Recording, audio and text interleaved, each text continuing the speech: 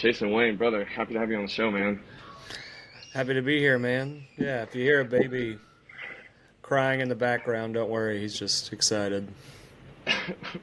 As he should be, man. And we're gonna getting to hear a little bit of that little one, their story and yours. But the reason I got you on the show clearly is you really busted on the scene. You've already been here a long time, but Bryan accredited you as the last fucking legend in Texas, right? And so I think our buddy Donnie Mm. Donnie Cutler has a great thing covering all that, and so I don't think there's any point in beating a dead horse. So if y'all want to see that, just DM one of us, and we'd be happy to send that clip over to you of walking through that story. But I care more about why did Zach make such a bold yet I think founded claim, and so I want to show all of your fans, and all of our followers just who you are and why he would say something like that. And so, why don't you start us off, man? Like, tell us about where you're from, your raising, how you got to where you are today as a person.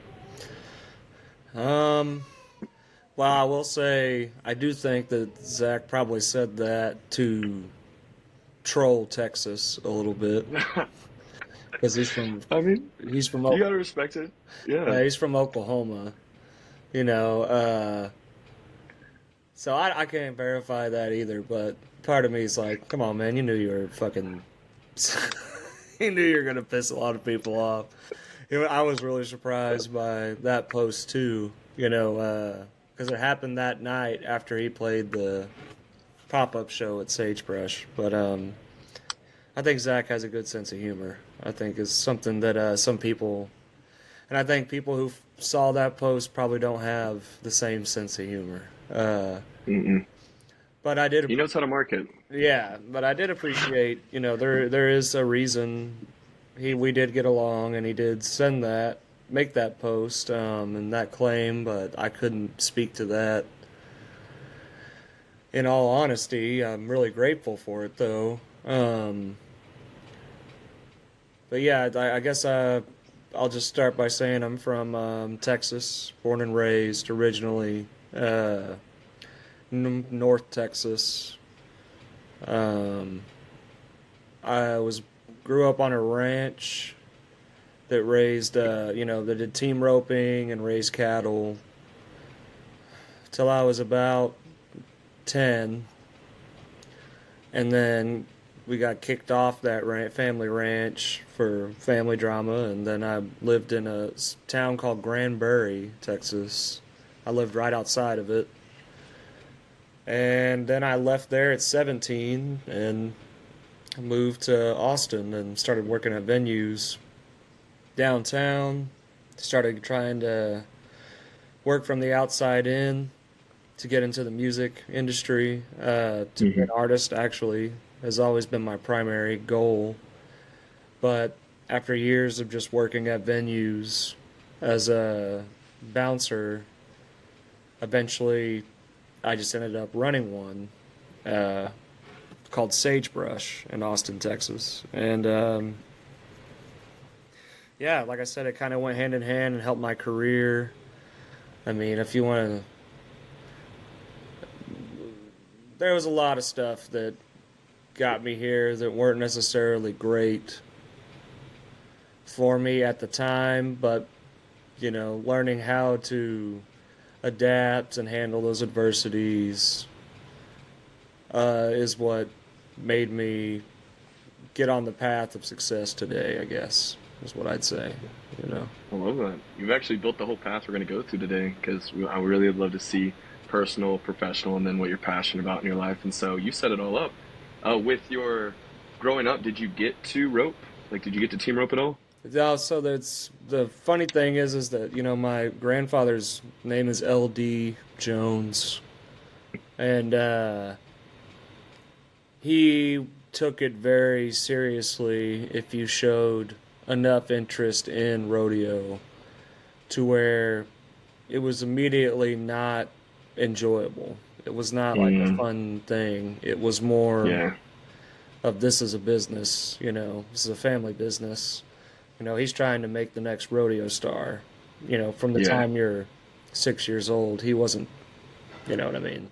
And Yeah. to his credit, I mean, he is a great teacher, and we have, I have a lot of family that is excellent at rodeo and really thrived Hmm. at it. I have a cousin right now who is just phenomenal at rodeo, and he's homeschooled, and that dude is just, he's only chasing buckles at this point. And Love that. I was different. I was like the little at the time I was the youngest, and I lived with like all my cousins and my brother and my sister all lived on the property, and I was more picked on and isolated myself more. I liked to draw and be creative.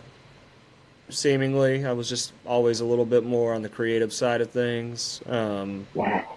So I was kind of the black sheep of the rodeo family. It wasn't until I got to Austin. My first album's called King Cowboy, and that's like one of my biggest songs, I guess. And the whole irony of that song is like, in Austin, I might as well be King Cowboy. 'Cause that's like, Yeah. you know, I never had a whole lot of confidence in rodeo culture Hmm. when I was a kid, because I didn't take to it as easily as everybody else was around me, and I was a little more sensitive and artistic, like I said. Hmm. But then by the time I got here, I might as well have been, Lane Frost or some shit. Exactly. So, It's crazy because I asked all that just because I wanted to know, like, did you prefer to head or heel?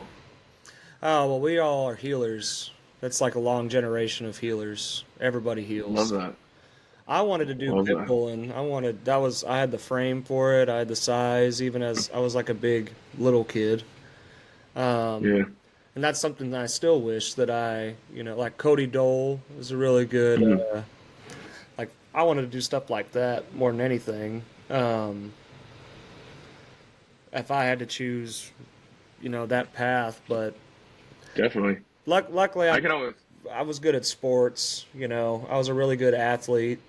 You know what I Yeah. mean? So I think I was just deterred from rodeo more than from trying to succeed at rodeo. You know what I mean? Hmm. Yeah. Because like yeah, you can like I could ride a horse and I can rope, but I'm not at a competition level. You know, Yeah. I could do it for work. I could go ranch. Yeah. I could go pull a stray in, but I'm not. Not like my brother was so good at it. My grandfather, my cousins, my nephew. They could probably all compete still, even Yeah. if they haven't And done it in a while.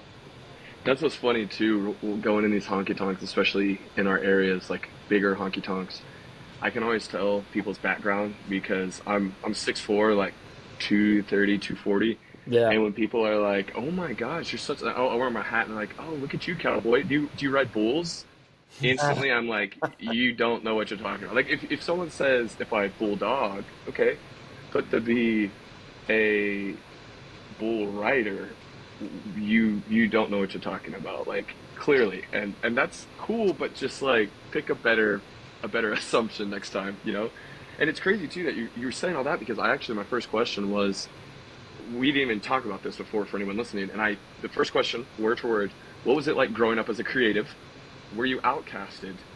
And then I wanted to ask about something you enjoyed growing up that no one would have guessed. And it's crazy because you and I relate a lot. I'm the youngest. I grew up also very like more sensitive, and not like I think we both would agree. It's not sensitive as weakness because as a kid it did look like weakness, but it's because we didn't know how to express it. Well, But it was really sensitivity. it was treated as weakness. Yes, yeah. And so it's crazy that you hit all those questions before I even Yeah. brought them up. And so I guess the real thing I'd love to know, and probably your friends would want to know, is like what is something that today we'd call quirky, but like growing up, especially admitting your sports too, I kind of got made fun of because I was somewhat of a Troy Bolton in high school. I played varsity, I was all state, but then I also did theater and did a bunch of other stuff. What was something that people wouldn't expect you to have enjoyed in your growing up like ages? Well, I was always really good at writing. That was one of the few things in school that I was rewarded for There you go. quickly. I wish I could say I was a more avid reader. I do read quite a bit, uh, just to like cleanse from music sometimes, Yeah. podcast, audiobooks, or just actually reading, just to kind of like clear my brain of my palate.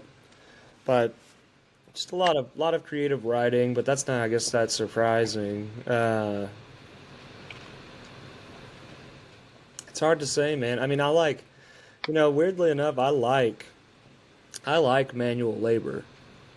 That's Mm. something I've actually always enjoyed. I've loved working out, but I also really have enjoyed when I was ranching. That was my favorite job. When I got out of high school at 17, my first real ranch job was 3 months, maybe 4 months. Yeah, probably 4 months in a town called Keene, Texas, and it's a lot of like Yes. Southern Adventist communities and ranches out there. There's not really anything out there, to be honest with you, besides the Southern Adventist Church. But I love that every day. Just even getting up at like 5 in the morning, 4:45, 5 in the morning, driving the 45 minutes, getting there before the sun comes up, and then starting your day at 6:15 and getting off at 3:15, and then like Mm. going to bed early and feeling sore. I mean, I dug tunnels for 8 years after that for a plumbing company. I mean, I was doing plumbing as well, but I was digging, just me and two guys from one guy from Mexico and one guy from Brownsville, the border, just with chipping hammers and digging tunnels every day for years, honestly. Until the point, then I kind of lost interest in manual labor. For a while. Yeah. After years of doing that, Yeah. Jeez. it kept me in great shape, and I had some great songs come from it, and it kept me hungry, I guess, Hmm. for success. I've never really had a chance to get too domesticated too long. Hmm. But that's just something I just like to work. I love being outside. I love sweating. I love the feeling of sweating. I couldn't do sagebrush. The only reason that works out for me is technically it's kind of an office job, but I just do it from my phone and I can still, I've been framing the last 2 weeks. Picked up a side gig doing framing inside of a warehouse with like no AC, no insulation, some event center they're going to build up in North Austin, and it's like whatever, you know. It's work, and that's what's great. I think about being raised on like a ranch or a farm, like I was as well, because they like you naturally grow up in it. The fact of whether anything needs to happen, you know how to provide for yourself, and if you don't, you learn quickly because you know how to work. Yeah, the new thing I'm interested in is you know, I want to learn how to be a butcher. Like I want to actually be able to do that. What the heck? Why are we so alike, man? That's the thing. I mean, I'm good. Like I mentioned it in the intro that you and I have. We were weirdly somehow connected. I can't even remember the point of connection.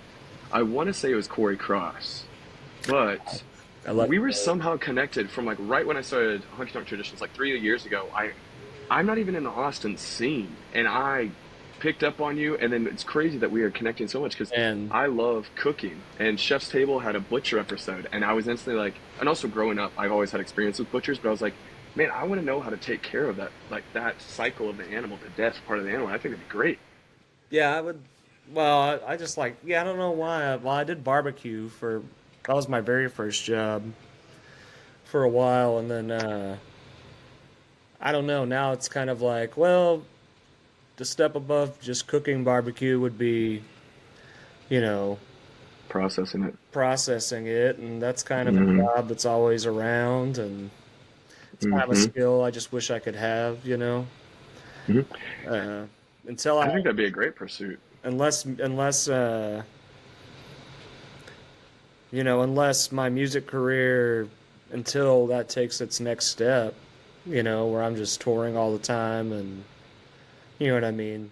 It's hard to Yeah. sit. You shouldn't sit around and wait to be like famous No. or like a rock like Sturgill Simpson or something, you know. But I do intend on putting out like 2 albums a year and touring like, you know, 4 or 5 times a year, whether it be Hmm. a week or 2 weeks at a time, and still being home to raise my kid. And summer just hit in Texas, and so that means everything slows down because it's so freaking hot, man. It's Yeah. 109 degrees every day. So, you know, either framing, it's like, well, if I instead of doing that, what else would I like to do as a skill if I needed the extra money? And it's like, well, I'd like to learn to Hmm. be a butcher. So, There you go. And you stay in the cold there, like you were saying. So that's a huge blessing. But speaking about raising a kid, you and Cersei yep, my wife's name got is married, how, what, a year and 3 months ago? yeah, with at Sagebrush. The owner married us actually. Look at that. Look at that. And y'all now have a little one. And of course, I want to keep that as private as possible because again, you have great pictures on your Instagram, but I still want to give the fans a little bit of stuff. And so His I thought it would be name's Royal. okay, perfect, dude. I Royal love that. Yeah. Royal Roll. Wayne. God, and that's the thing too, man. Chasen Wayne is such a strong name. Is that a family name or is that your stage name? That's my name. That's my That's crazy. my dad is Jeffrey Wayne, and yeah. So I don't know. I mean, we all just. I'm trying to carry on the Wayne middle name. Uh, I mean, Royal. I have a great grandfather who was Esther Royal Mitchell. So I just like the idea of Royal being a name. I'm sure he went by Royal because nobody wants to be called Esther as a man, I don't think. So I was like, that's a good name. Unless he likes to get in fights. Right, Yeah, he might like to yeah. get in Well, fights. from what I've heard, you know, that's not uncommon in the family tree. So, uh, But go ahead. to give a little people on your insight though on y'all's marriage again, because we see how like great y'all look together. We see a lot of photos, and like, dude, y'all are glowing. And I don't know you personally, but it seems like she's like greatly impacted your life. And so again, just to give privacy, but also I want to see a little bit of intimacy. If you could describe y'all's relationship in a song, what would you say? I put you on the spot there, but Uh, you know, to be honest, man, I don't. I would just go out and I tell people that, like, you know, my wife has definitely saved my life. You know, I'm a drug addict, an alcoholic. I even go to sex addicts, sex and love addiction.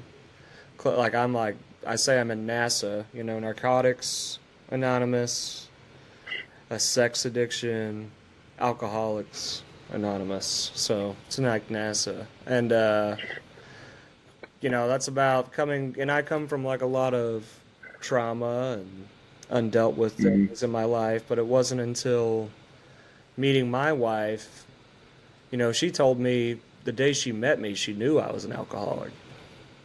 And I didn't when I got sent to rehab, she was pregnant and I had probably just spent like 4 grand on cocaine, you know, and probably another 2 grand on just drinking for like a daily habit.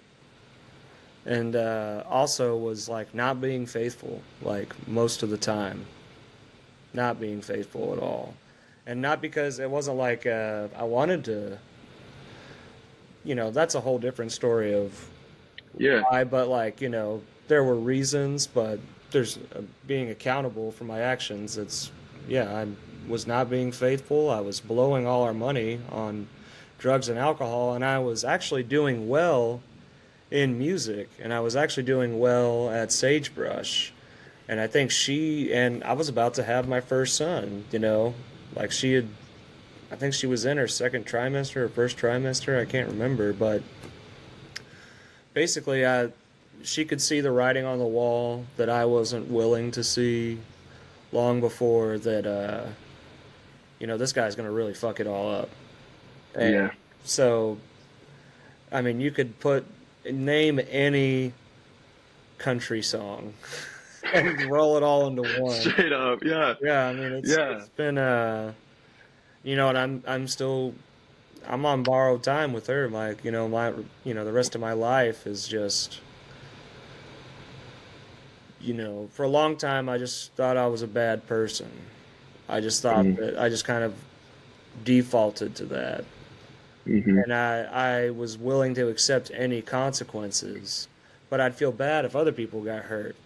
But that's the things they don't tell you is that you may be willing to face the consequences, but and so you'll put yourself in any situation, but you're not acknowledging the consequences other face because of your Mm. actions. And that's something she taught me. Man, to be honest, I think we could do a whole episode on that down the road of country music and accountability, you Well, it's know? I talk about it now too because it's I hated how cliche it had become that I'd kind of Mm-hmm. become this here I am singing songs about like going to jail or drugs or like all the stuff, all the typical tropes under the name of like outlaw, I guess. I never chose that Mm-hmm. either.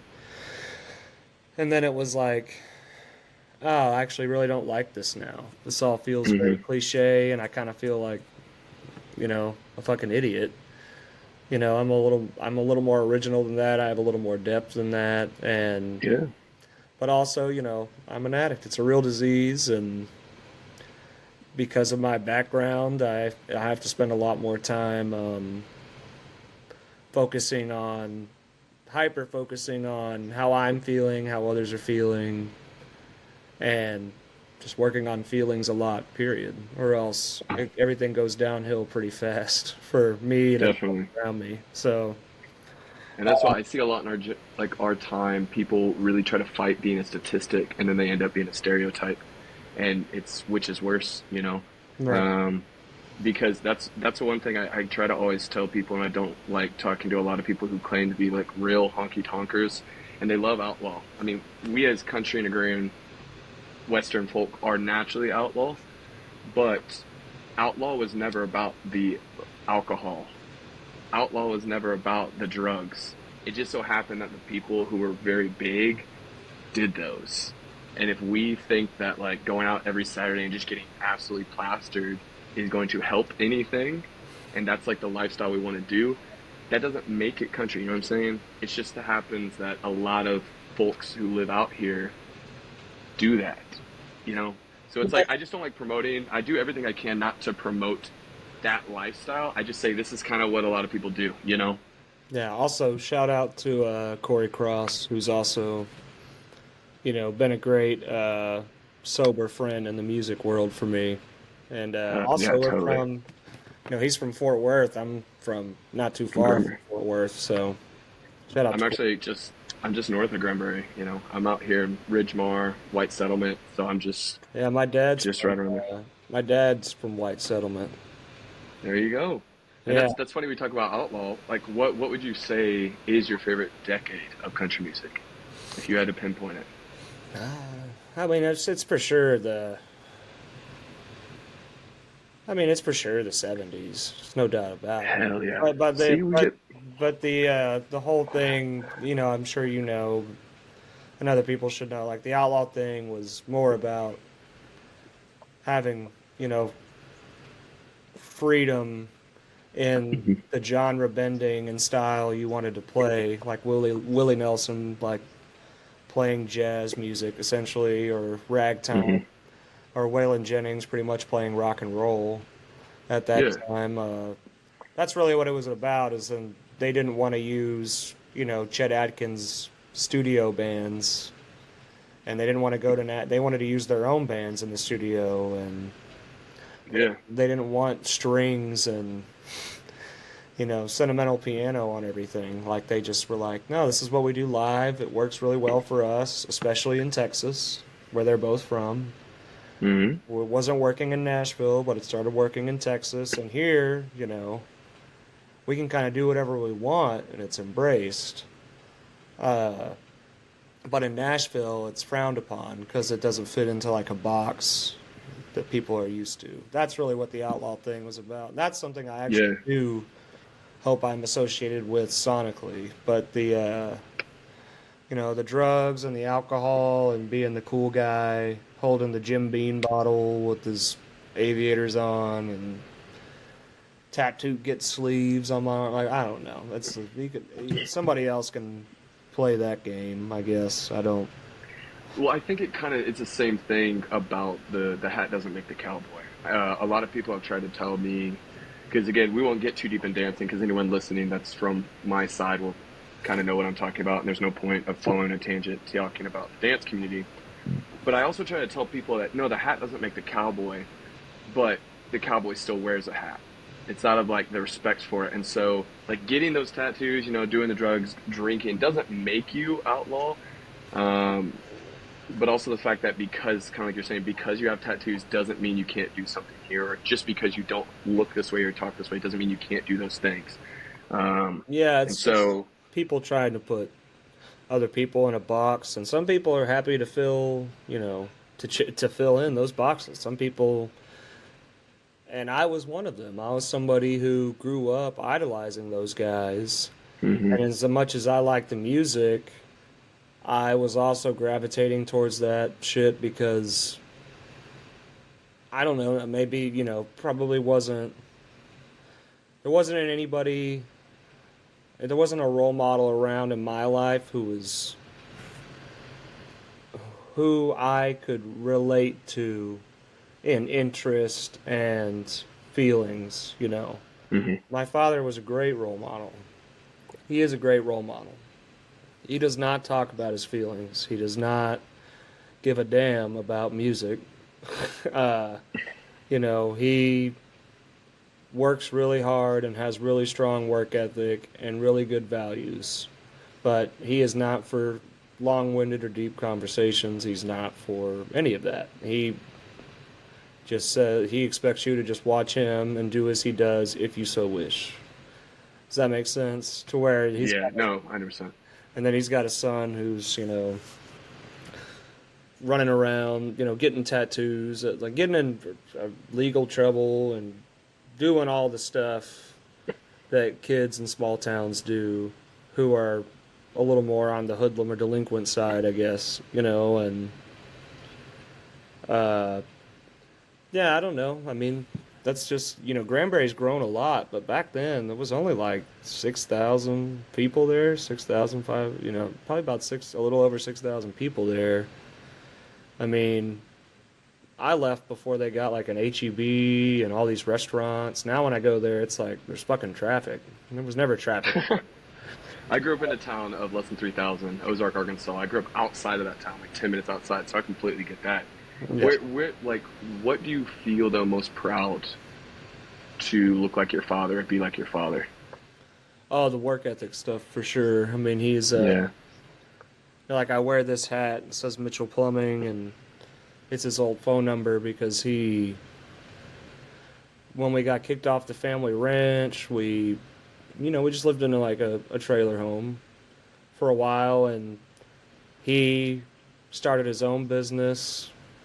Just made just enough money to kind of start his own business. Bought a truck, put a rack on it. Mm. Hired one helper, and that was it. Did that on credit. Went into debt doing that. Didn't have that money up front, and he by like 2007 had finally built it up enough and made enough money to where he built us a house. He took him like Wow. 2.5 years, but and he would go there after work, so he was already working overtime, and any free chance he got, he'd go and he'd actually be, aside from pouring the slab himself, putting bricks in or doing all the plumbing there himself and trying to Wow. get his electrician buddies. And then in 2008 hit, and you know that all went away. So at and he lost this business, and he had to go back to working for somebody and working crazy hours, like 13-hour shifts, doing service plumbing. And I've always admired him because he just kept, without missing a beat, he was like, I'm still going to do it. I'm just going to have to restart. And he didn't like have a dramatic spiral. He didn't start drinking himself to death. He didn't like just give hmm up. He just, the next day, went and got a job and just hit the big restart button And sure as shit, like 2 or 3 years later, had his business back, and he's had it ever since. I So, love that.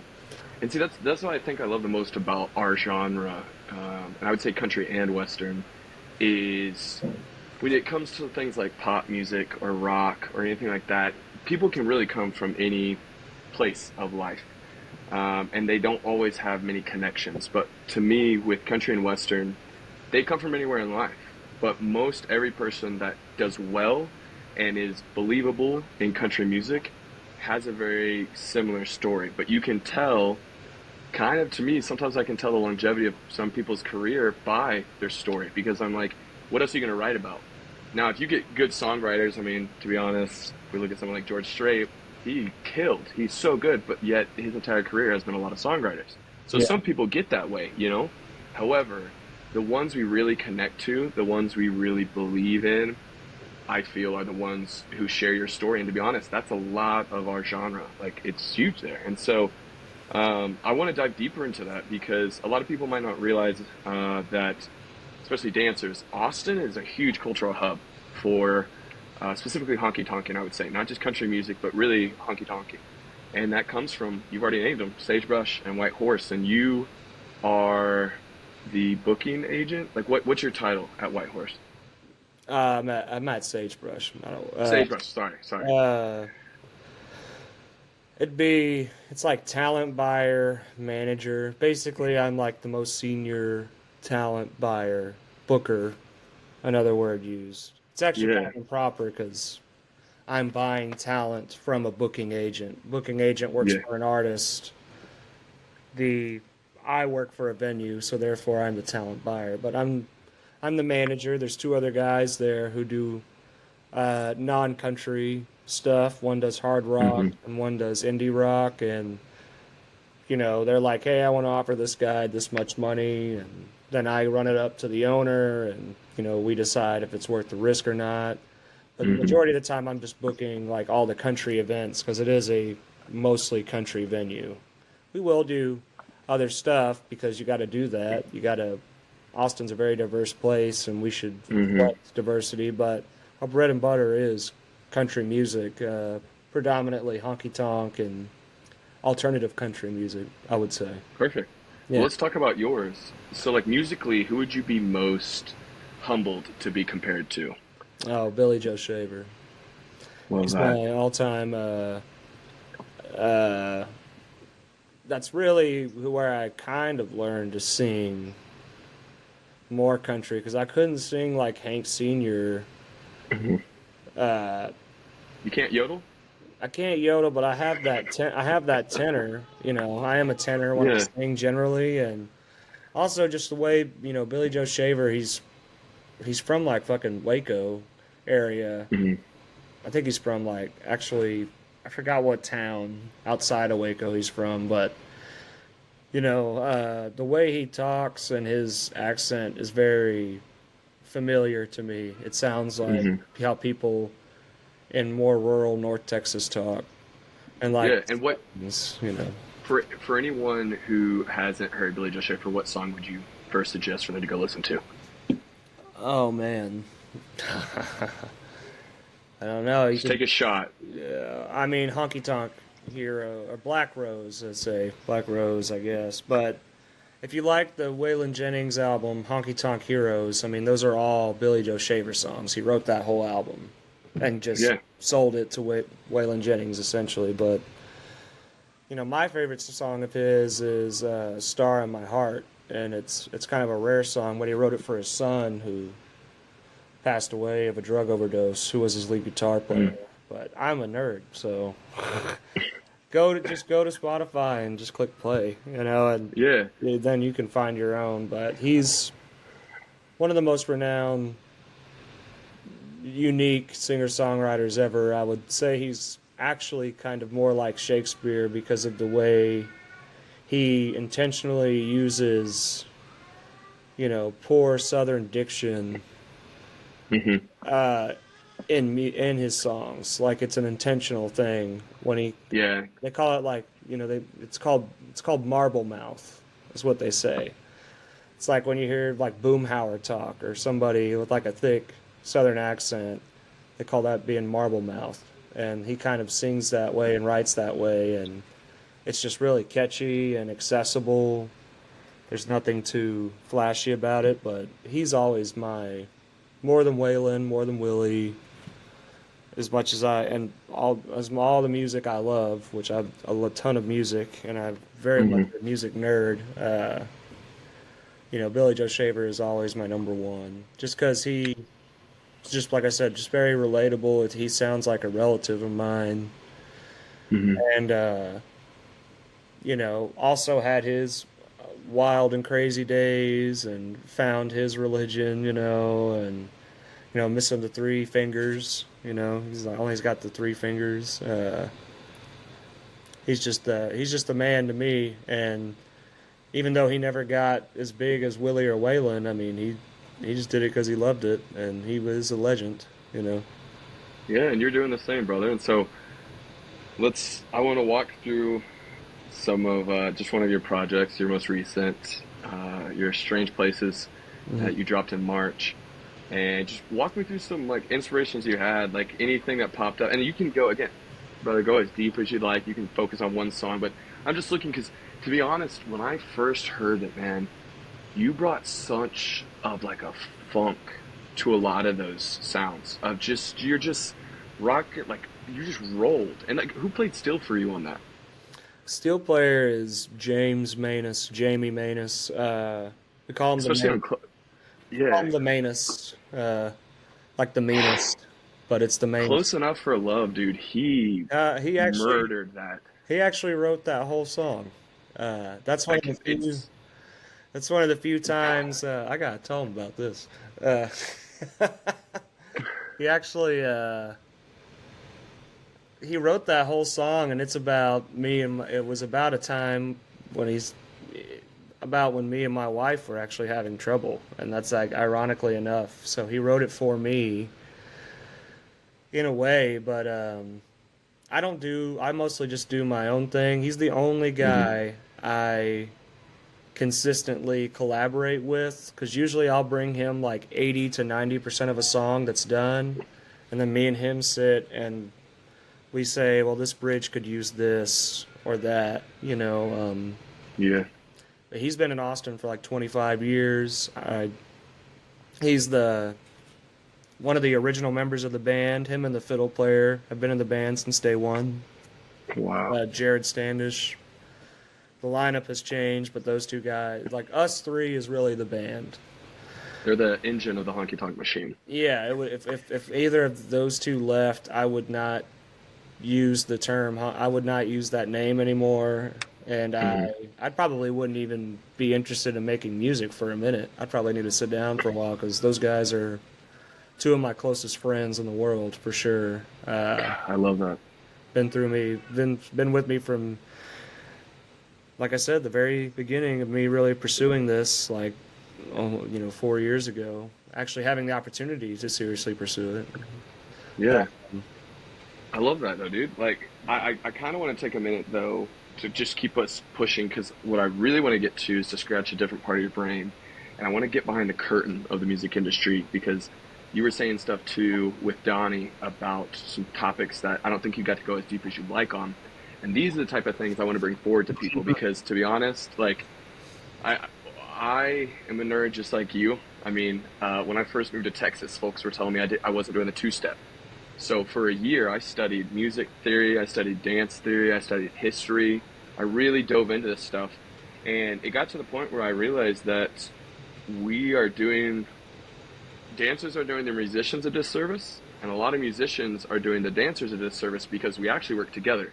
Dancing is Well, the physical representation of that music, and we just haven't been together in a long time. well, yeah, there is definitely, especially in Austin, there's a huge dance culture in Austin. I Hmm. mean, I would argue that it's bigger than DFW, Houston. It's the biggest hunk country dance. Austin and the state of Texas, at least, and that's a big state, has the biggest dance community, I would say. Because, like, we say stuff like, oh, it's a dancer show. So that means bar sales are going to be meh. You know, they're not going to be like high bar sales on a dancer show, but like 200, 300 people might be there. I just had a show this last Friday where I had 240 people in there, but the bar sales did not reflect that.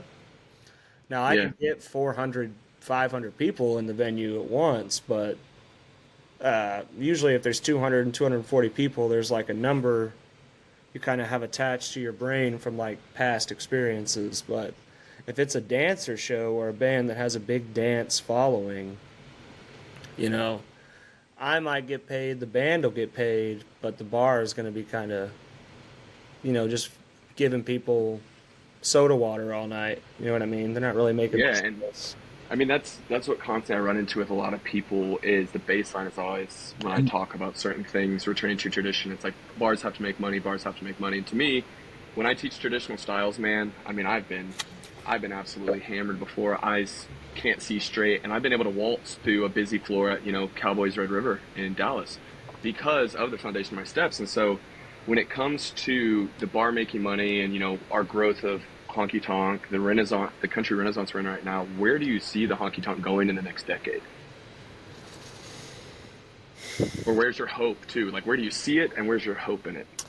Well, the Renaissance that everybody's talking about, it started like 2016, I would say. 2015, 2016. So we're already Yeah. almost approaching the end. I would say Yeah. that because when I first moved to Austin 14 years ago, the White Horse was popular, but it was not, in the last 15 years, country music has not been as popular as it is right now. Like Post Malone and pop stars jumping on the train, the bandwagon, which, sure, I mean, it's not like, you know, if you're gonna like in my kind of what I want to do, you have to be pretty grassroots about it. Hmm. Like Sierra Farrell, Charlie Crockett, they all started out very organic, homegrown, just been doing it a long time under every kind of circumstance. Sturgill Simpson, that's the kind of songwriter artist I would want to be in this day and age. I wouldn't really care to be like a Post Malone or a you know Zach Bryan's kind of an outlier because he got Hmm. popular via On TikTok. social media. But you're talking like Ernest, Hardy, Morgan Wallen, a lot of those Nashville. I call them the alternative. And that I'm Like a lot sure, of Nashville sounding is like, again, and I think that like we're about to say probably, it's nothing due to their talent or who they are as a person. It's just how they came up, you know? yeah, and like some of those guys may have started out in like the writing rooms, writing hits for Hmm. other people, which I'm sure is mostly it, and they focused on their image and they're in Nashville, but like, Charlie Crockett's from Texas. Hmm. And I think that shows he focuses on his image, but it's not like he's being trendy. No. And Yeah. I think that's the outlaw mentality these days. The outlaw Yeah. mentality these days is not just chasing the dollar, it is making a statement. And that's what we've always been about. And he's very, at times he's almost R&B and soul, which being in North Texas, growing up in North Texas, him and Leon Bridges, you know, Hmm. when I would go to Fort Worth and Dallas, like Dallas and Fort Worth has a lot of soul. It's like it Hmm. is a country city, but it is, there's well, one, just to be point blank, there is a lot of historical black history in both of those places. Yeah. Blind Lemon Jefferson, but the blues, Dallas gets overlooked for how much influence the blues, or it has had with the blues, from Blind Lemon Jefferson to, T-Bone Walker's from Fort Worth, and all the way up to Stevie Ray Vaughan, born in Oak Cliff. You know what I mean? Hmm. And raised in Oak Cliff Yeah. before he moved to Austin. So like I think it's kind of funny how Austin will try to saddle itself up as like a blues town, and it's like, nah, this ain't no fucking blues town, man. This is a jam band town. This is like, Swing. this is hippies. You know what I mean? Like this is Yeah. hippies and rock and roll. Dallas is a blues town. There's a reason to sing the blues in Dallas. Austin. I like that. I There's think that's cool. I never thought about separating because again, being from Arkansas, that's probably why. But in Texas, I think that's a good breakup. And then also Houston, I definitely see. Houston I is a definitely little see bit also more some. of a blues town too, because like the once again historical black music came out Hmm. of there. Lightning Hopkins, Mance Lipscomb. That list can go on and on, but even more so, I mean, they created their own genre. I mean, they gave Texas its own sound and style in the hip hop world, which is already fantastic. But like, ZZ Top, the 13th floor elevators are actually from Houston originally. They just got Yeah. popular in Austin. Uh, you know, I don't know of any too many homegrown, like something in the water, Austin music that happened. Janis Joplin is from outside of Houston. You know what I mean? Hmm. Like, there's not a lot of people from because people come here Yeah. to do that, just like people in Kentucky go to Nashville to do Yeah. that, or people in Arkansas go to Nashville to do that.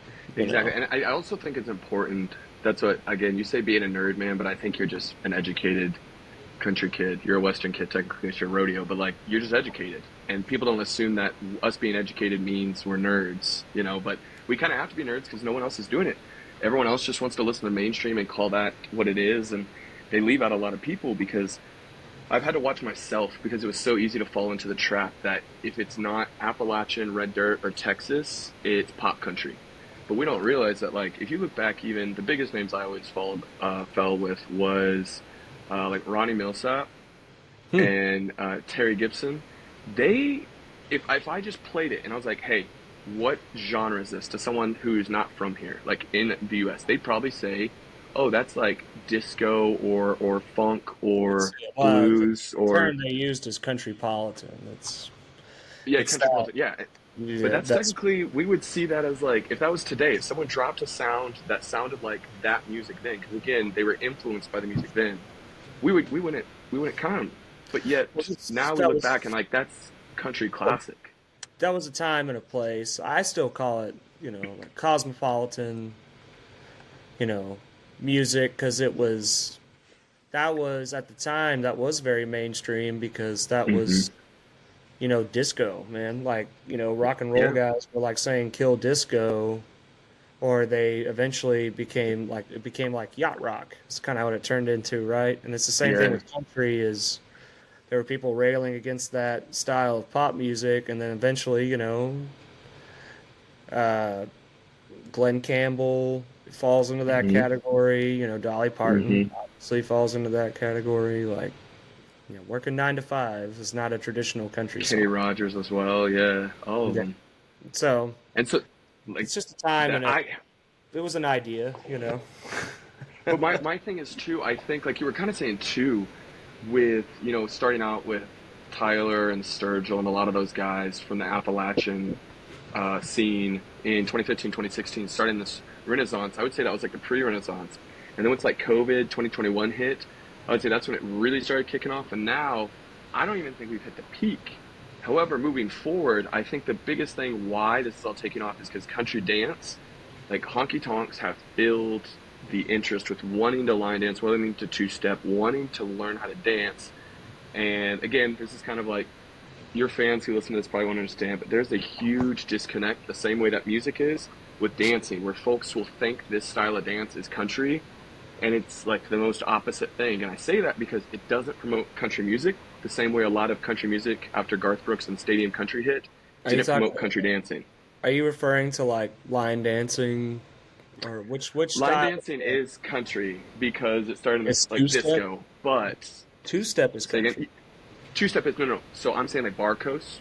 There's a style barcos that's come in. It's been here since like the early 2000s. It was started in Dallas by a guy named Mike McKinney. He brought it over, and his goal was to get the West Coast swing that was so popular into the honky tonks. So he created a style that was like very simplified, kind of West Coast swing, kind of country.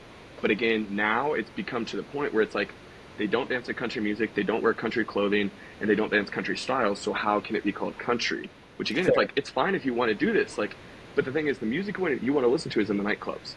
Why don't you go to the nightclub? And we know the answer.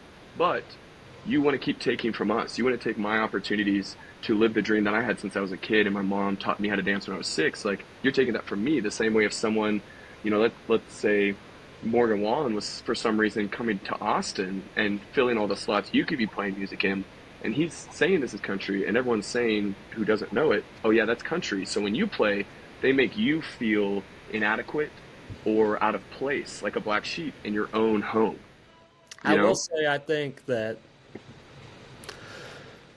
I agree with what you're saying for the most part, but like, there's also this, weird thing of Morgan Wallen himself as a person is country. Yes. Yeah. And I The, honestly, I have love for him. I hope he really starts bending towards a more independent type look, but I don't hate on him the same way other people do. Keep going though. but yeah, I mean, so, it's the same thing of like, Southern hip hop is country. You know what I mean? Like, Yeah. I guess that's what I'm saying is just like you can still be country, and I think the real issue isn't like if you sound country or how country you are. Or like let's pull out the meter or the country thermometer and check. Yeah, no, that's The issue is what are you standing or not? What are you even standing for? It's just like how are you going about it? Charlie Crockett is very in the sense of like an independent guy who is doing a specific style of music, and just by his presence and Sierra Farrell's, because they harken back to like an older style and they're hmm also very genre bending and how they do things, they're actually opening doors for people, and they're not playing any kind of game that like hmm the machine, the system has in play. Does that make Well, sense? that's They're what I'm going for. they're making rules. They're having to make rules for them. They're Yeah. not falling into the rules that were already there. And that's the same idea of being the outlaw thing we were talking about earlier.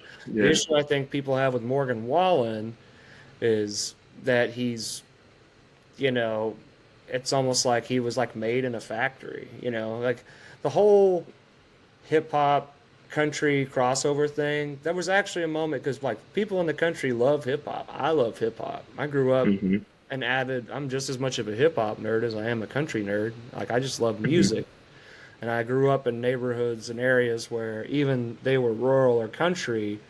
There was a Yeah. lot of that stuff was relatable that was being talked about because it's the South.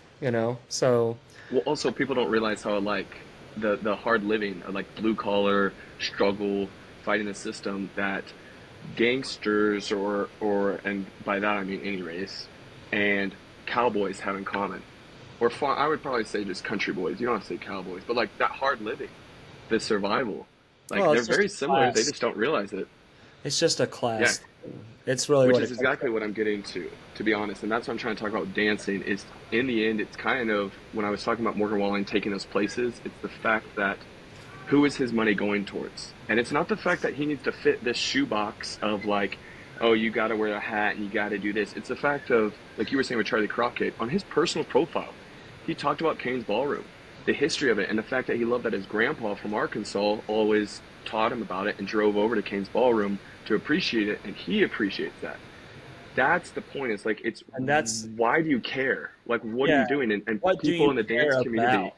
It's a yes, almost a better question. And to Morgan Wallen, it's like I don't think you really give a shit about anything, man, besides just hmm making a making dollar. money and it's just that's And I yet, think that's really what it is like you're not all you are you're just being put up to make money for the machine, the system of music, which there's always going to be issues with, just like politics. There's yeah, the music industry is never going to get it right, but there are people who we as fans could promote, you know, yes, that that do move the needle, like a Charlie Crockett or a Sierra Farrell, et yeah, cetera, et cetera. Croy and the Boys here is like somebody that everybody supports a lot locally, yeah. and whether I'm not like I mean, regardless of your political ideas, somebody making really danceable music singing about socialism. It's kind of Do like it. Yeah, yeah, it's like like I'm glad that that exists. Just like I'm glad that like Orville Peck exists. yeah.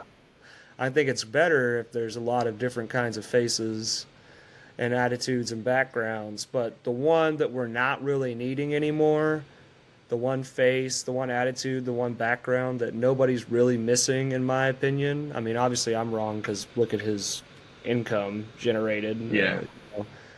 It helps to have the industry behind you. But like, there's Yeah. nothing special about what Morgan Wallen is doing.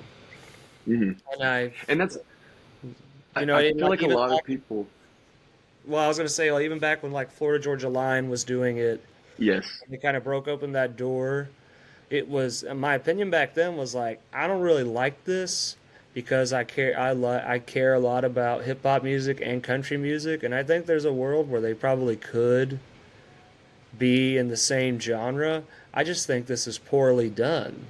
Exactly. And like Exactly. I think it's poorly done, and I don't think they're being smart, you know, like why doesn't somebody, even like just like if we're going to throw a bunch of money at somebody trying to do this, why don't we make that first person black? How about that? Like, is that crazy to Yeah. say? It's not fucking Or just, reparations. It's just like this is obviously leaning a little bit more towards the hip hop elements, right? You know what I mean? Like this isn't or like, just get the top of hip hop. Like right now, just go grab Kendrick and go grab someone that we believe is super country and then throw them together. Just sit in a room and well, write I something, don't you think know?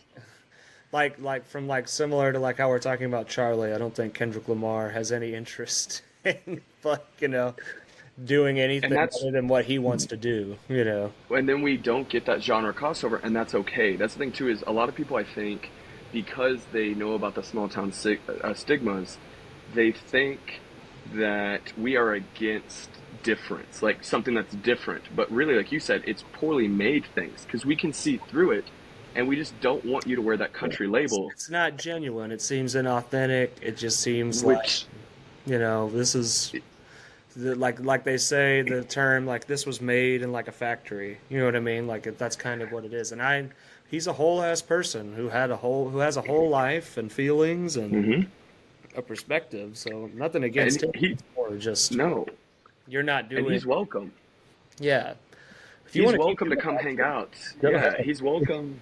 He's welcome to also like start making music with Sierra or Matt Taylor or Gabe Lee. Like if he wants to get in there and jump in with these guys, go for it. But the thing is, he's not, and we can tell. And that's what I was kind of talking about with dancers is these guys are. I have guys who are so smart. They've been in here forever, and they'll tell me like, John, I see what you're saying, but I'm making too much money. I can't like change. Like I don't want to change that. And I'm like, so you don't care about the culture? And they're like, I don't see the culture. And it's like, brother, then hand it off to someone. Change the title. Make a new genre. Change the title so that people like me can come in and actually promote music like yours, because we can dance to it. But the thing is, if I have to go into a competition, brother, I've danced to Nelly and Yeah. Tyler Hubbard, sorry. I danced to that song, Cowboys Do or whatever it's called. I Yeah. had to dance to that song before, compete in that song. Country and Western, handing out buckles, handing out cash, dance to that song. And I've never, in any competition I've gone to, never danced to George, either one, Alan, Vince Gill, Ricky Scott. Like, I've never danced to any old genre of country music and even today's music. And I think also that's important to note what you brought up. Charlie, Sierra, all these people. I mean, even to be honest, if we want to talk mainstream becoming, Zach Top, they are not impersonating older styles. Like you mentioned, they play the sound, but They they are har- not impersonating. they They're not. they let their influence show, but they're not trying to be exactly that. And that's the thing is these guys aren't playing covers. What they do, to be honest, and I think Zach did a great. He mentioned it great, and I think Sierra and Charlie probably have said the same thing in an interview. He said, "I'm not a '90s jukebox. I love the artists that they loved, and therefore our sound just happens to be the same. But in the end, I'm not a '90s guy. I'm a and I forgot who he mentioned, but he mentioned, some guys from like the 50s and 60s, from the 70s that he loved, 80s, and a lot of small bluegrass guys. And it clear, like you said, it shows their influence. Yeah. And so where do you see though, especially in Austin seeing this, where do you see that as an artist we can connect more, dancers and musicians? Where can we connect more to help each other? Well, I was gonna say earlier there was an interesting thing that was pointed out to me before I put out Strange Places, the album, because it's for anybody listening, it's not a traditional country album by any means, and it was never intended to be. There's one I song. think it's a honky tonk album. I think you did well. It's a honky tonk album, brother. Like Well, it's smooth, it's clean, it's a honky tonk sound. it has a lot of stuff on it that's not, you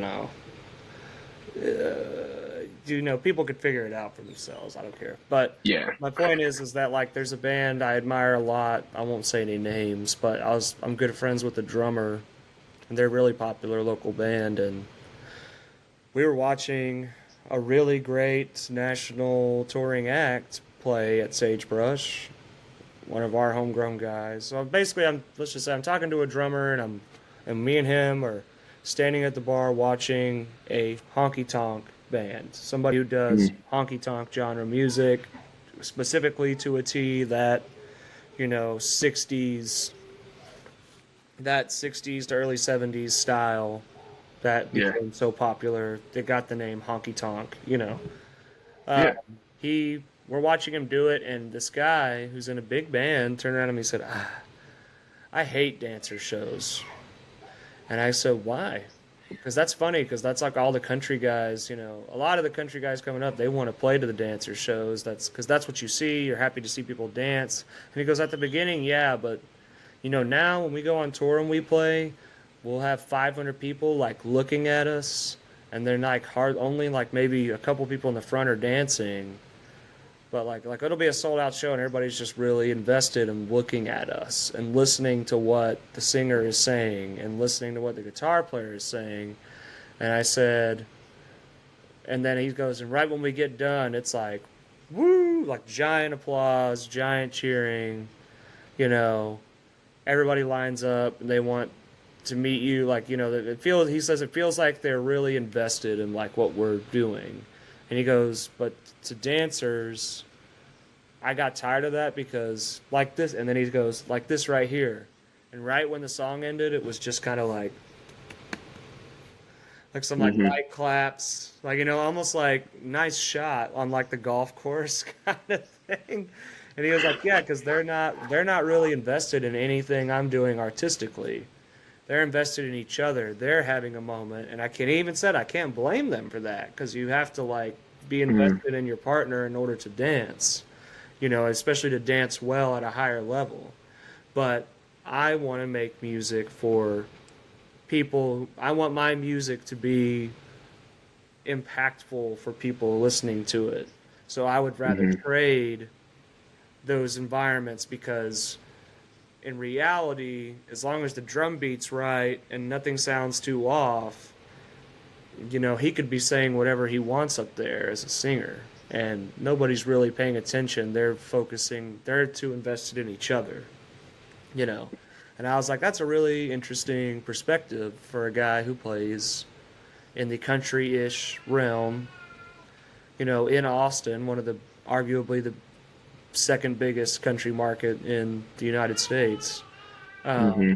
but it was an interesting perspective, and I wanted to see what you thought of that. And I have to say it was really bizarre for him to be like and like this, and then finish, and then it's just It like did. golf claps around the room, and then I've seen them play, and when they get done Hmm. playing, it's like you know fucking football stadium. You know what I mean? No, It's I do. dead, but everybody is dead intent, focused on them during their set.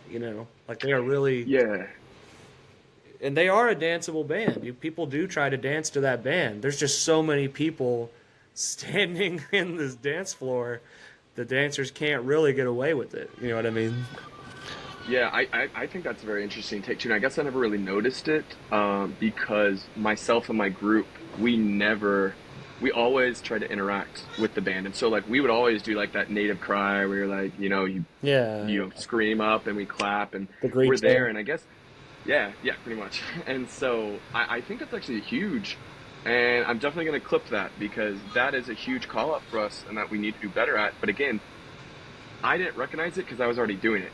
When I hear a band start out and I hear that first, steel lick, you'll hear me in the back. When I work security, even man, I sit in the back and I'll just yell for them. Yeah, Or when they're done, I'll be the first one to give like a loud hit and like a yip to make sure they hear like we approve of that and we love that. And I try to tell people though that dancing is the sign that they're doing well. Because if no one's dancing to your music, then you're not playing good music. right. And so. there was also something. It's just interesting that I have your ear to say mention something like that, but in reality, that conversation was really about: are you more worried about people dancing to it, or are you more worried about people listening to what you have to Listening. say?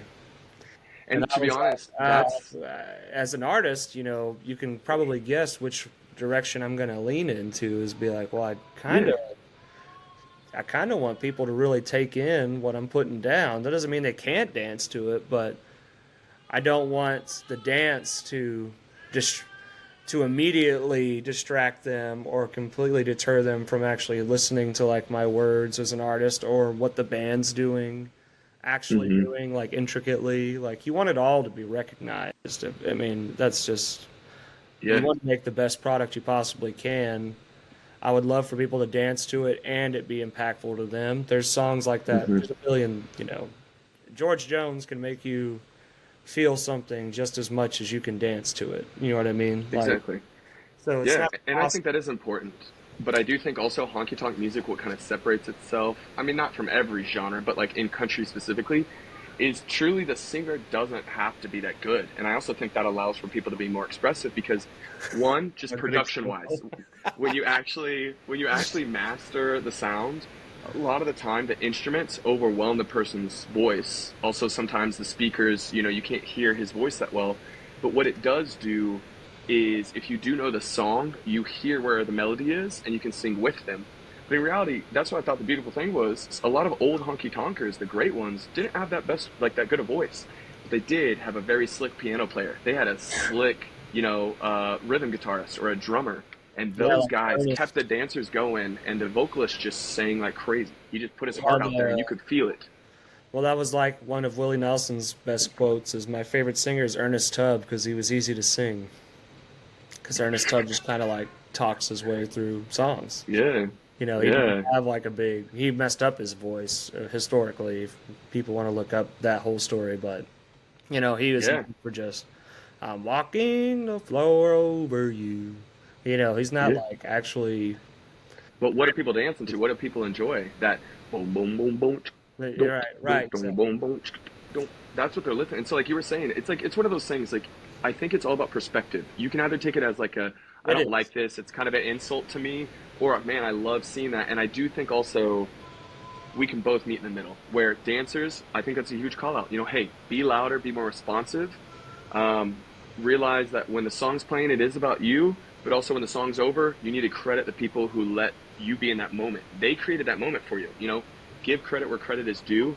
And so not only, That's a nice you way to put constantly it. hear the bands. Yeah, like keep I can tell dancers for you, dancing, but I can tell you personally that I love them. I have music. I have enough material now to where there's music where I'm playing. Then when I play it, I want people to dance, even if the hmm word like it's. But then there's some music where it's like, you know, I don't really care if you dance to this or not. So yeah. I could I take think you. that's important though. Yeah, I could take Because you or hey, leave. my hot take is I think honky tonk should be like coffee shops, because early on in the night, there might not be too many people. It's gonna be very low, but later on, it's gonna be bustling. So as an artist, you need to know when people. It's okay for people to sit in their seat and just drink their beer and listen to you, even if we want to cry in our beer. Let's sit and let's listen to you. But then when it's time, there's a lot of people and it's hustling and bustling. You pick it up and you control the crowd. And there might be a time when there's a lot of people where you slow down and people don't have to be on the dance Oh, floor. And I think I'm a dancer, and I still will say I don't think every song needs to have the dancers out there.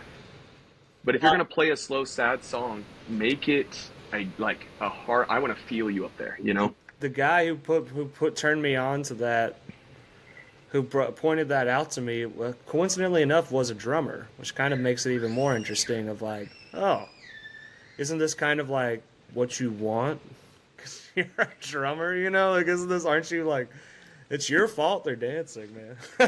Yeah, like he controls us, and that's the thing too. I think the big thing too, we both are talking about right here is, I also don't feel the styles we're showing right now are promoting what the work these artists are putting into. The fact that the drummer changes the beat, like it goes from a waltz to a two-step to a polka, and you didn't change your style. That's so disrespectful to the artist because he's having to change his lyrics. He's having to change the context of his lyrics. He's having to change what not chords. what do you say? You know, this song is an A. It's the Oh, the key. arrangements. The key. Yeah, the key. And so it's like they're doing all this work and then they're having to do the talent to like put it out there for you. And all you're going to do is walk and spin your partner like crazy and she does all the work. I'm like, I just feel like your style doesn't do anything to promote what they're doing. And so they're doing all the work and you're not doing it. And then when I tell you about it and try to hold you accountable, you think the culture doesn't matter, you know? So, man, I think Roll has given us a cue, but you were insanely refreshing how much you know, how much passion you have, your background, and yet how open-minded you are. The fact that you will stand your ground, but you say, "Hey, there's another side to it," you know. And Yeah. so, I do Appreciate agree that Zach Bryan had it right. He might have been trying to be rage baiting, but I do feel like you're the last fucking legend left in Texas. But as we said and as we proven, man, you don't have to be the last one. And so it. I'm thankful that everyone's been listening this far. So why don't you close this out by taking the floor and just dropping anything you're working on, dropping any names you'd like to thank, and just pushing people towards where they need to go from this episode.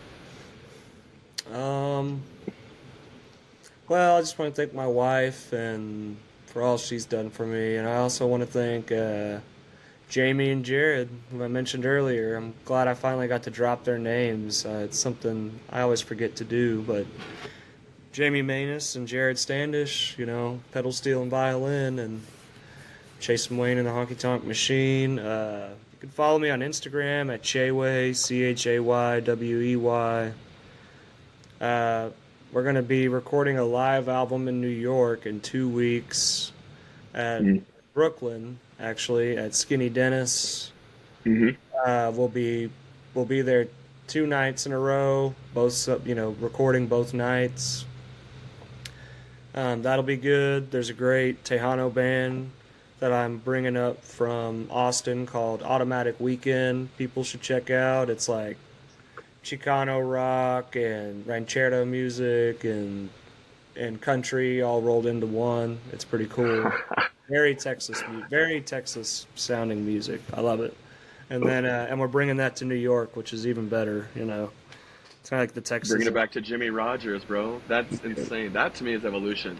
Doing Yeah. what Jimmy Rogers did, but doing it with Mexican sound. Oh, we love Yeah. Norteñas. We love Tejano. So and then after that we'll be on tour in October, going to New Orleans, Athens, Asheville, Nashville. I mean, if you follow me on Instagram, you'll see all that stuff. And hopefully I can get the turnaround on this live album. I can get that out in October before that tour. That would be ideal. But yeah, aside from that, Spotify, Apple Music, YouTube. It's Chasen Wayne, ChasenWayne, and if you're ever in Austin, Texas, come to Sagebrush off of South Congress, and I'll probably be there somewhere. I don't know. Well, Jason, I know you've put in a lot of work, but I do think, to be honest, I think you're just hitting your stride. And by stride, I mean you're getting rewarded for the work you've put in. We've always been connected, like I said, but the more I learn about you, the more I appreciate you. And I know this won't be our last conversation, to be honest. I think we might have actually just opened a box that we didn't expect to really start bringing a different perspective on both sides to folks. And so I look forward to working with you, man. Yep. I hope you enjoy the rest of your day and pass on some love to your family, brother. I will, man. I will. Thank you. All right. We'll talk to you soon, man.